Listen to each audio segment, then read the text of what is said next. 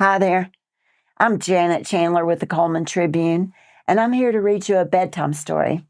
I'd like to read again from Pinkerton and Friends. Tonight, the story is much bigger than Martin. Sometimes it's fun being Martin's little brother. But I hate it when he says, "Let's form a line. The biggest is first. The smallest is last." Then he makes me play this stupid game. When we go to the beach with his friends, he says, "You're too small to swim to the raft." And when he cuts the cake for our dessert, he says, "The biggest person gets the biggest piece." Once, when friends were there, I was playing basketball. Martin said, "Better luck next year, Shorty." All those big kids laughed. I wished that I could grow bigger than Martin. Much bigger. I tried to stretch myself.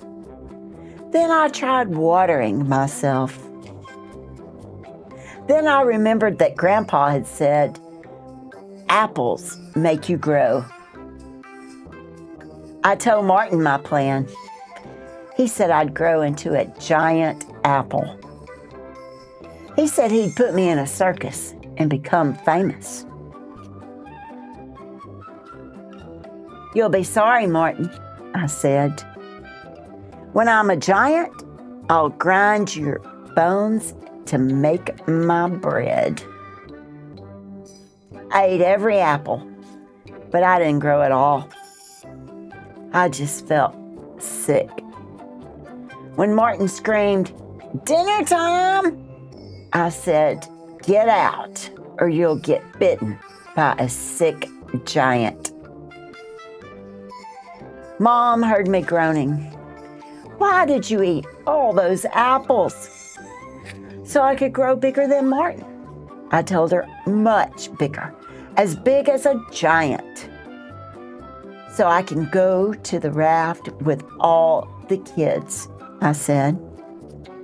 "That's why I want to be bigger than Martin. And divide the cake so that I can get the biggest part and Martin gets one crumb. And make a basket so easily that Martin and his friends will never laugh." Mom said, "If you were a giant, you'd be too big to fit in the house." "Besides," said Dad, "when Martin was your age, he was just your size. You're wearing his old blue pajamas." When Martin came to bed, he said, "Sorry you feel like a rotten apple." Then he said, "Tomorrow I'll give you a surprise and tell you a secret." The surprise was a new basket that Martin and Dad put up just for me. Then Martin told me his secret. He said when I was your age, I couldn't reach that high basket either. So Martin and I were friends again. But the next day he said, "Let's play ape hunt. I'll be the hunter because I'm bigger, and you can be the little ape who gets captured." I said, "That doesn't sound like much fun. Besides, I'm making something in the garage." I wonder what he'll be making.